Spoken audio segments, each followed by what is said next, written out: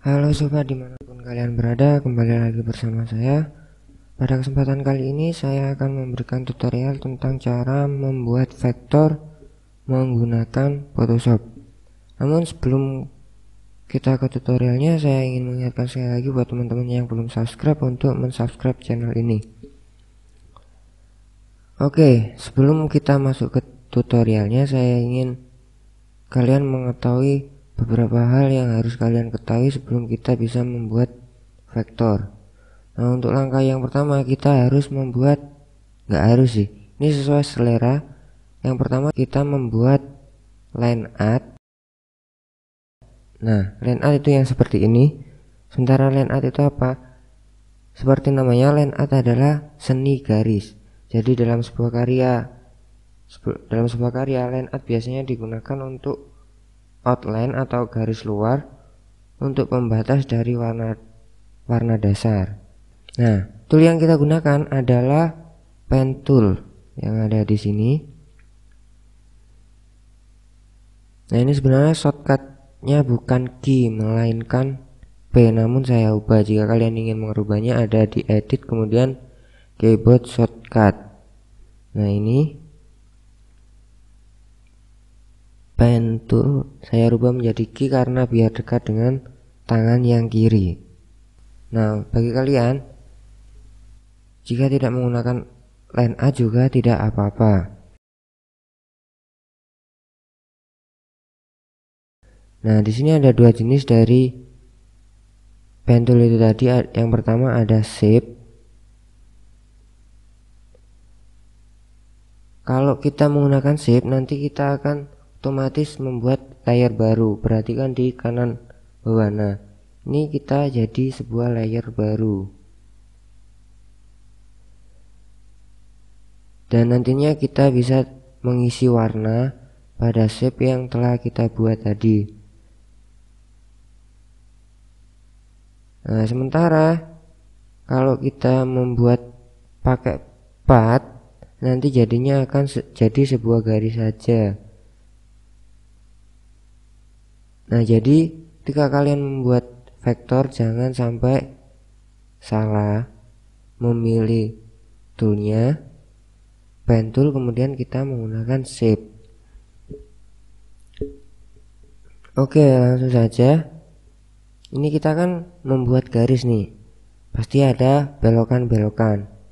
Nah, kita bisa menggunakan dua metode untuk membuat belokan tersebut. Yang pertama, kita klik kiri untuk memulai, kemudian karena ini melengkung kan, kita klik tahan, kemudian kita seret atau arahkan mouse sesuai dengan lekukan dari gambarnya tadi.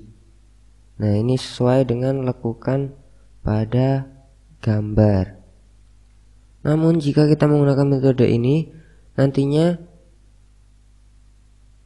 part berikutnya nanti akan jadi melengkung sesuai lekukan yang kita buat pada part sebelumnya. Nah, ini kan jadi otomatis melengkung sendiri. Nah, agar part berikutnya tidak otomatis melengkung sendiri, kita perlu memotong lekukan tersebut. Caranya, sebelum kita membuat part baru, kita tekan Alt kemudian klik kiri pada part yang sudah kita buat. Nah, ini caranya, klik Alt pada keyboard kemudian klik kiri, nanti otomatis dia akan kembali lagi lurus, garisnya menjadi lurus lagi.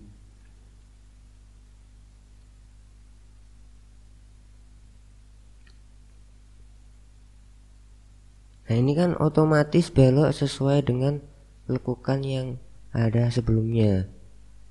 Agar garisnya nanti kembali lurus, kita perlu klik Alt pada keyboard kemudian klik kiri pada mouse,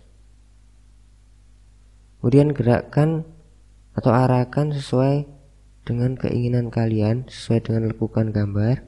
Nah, cara kedua, pertama klik kiri kemudian buat lagi, ini kan lekukannya ke bawah. Nah, ini kan jadinya garis lurus.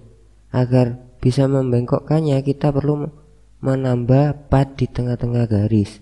Caranya klik kiri di tengah-tengah garis, kemudian tekan Ctrl, seret, klik kiri, kemudian tahan pad yang ada di tengah-tengah tersebut. Nah, otomatis jadi belok.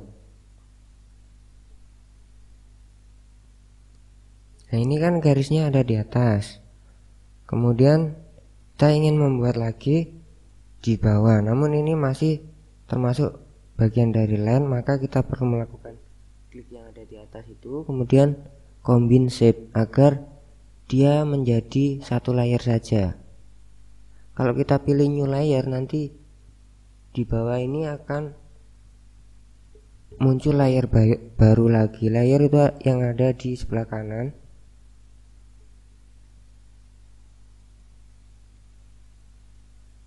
Nah, ini menjadi satu. Memberi warna, pilih fill, kemudian solid color yang hitam itu. Kemudian untuk mengganti warnanya, klik kanan pada double klik pada layernya, kemudian muncul palet warnanya. Pilih sesuai dengan keinginan, atau kalian bisa menggunakan palet warna di Google, banyak sekali.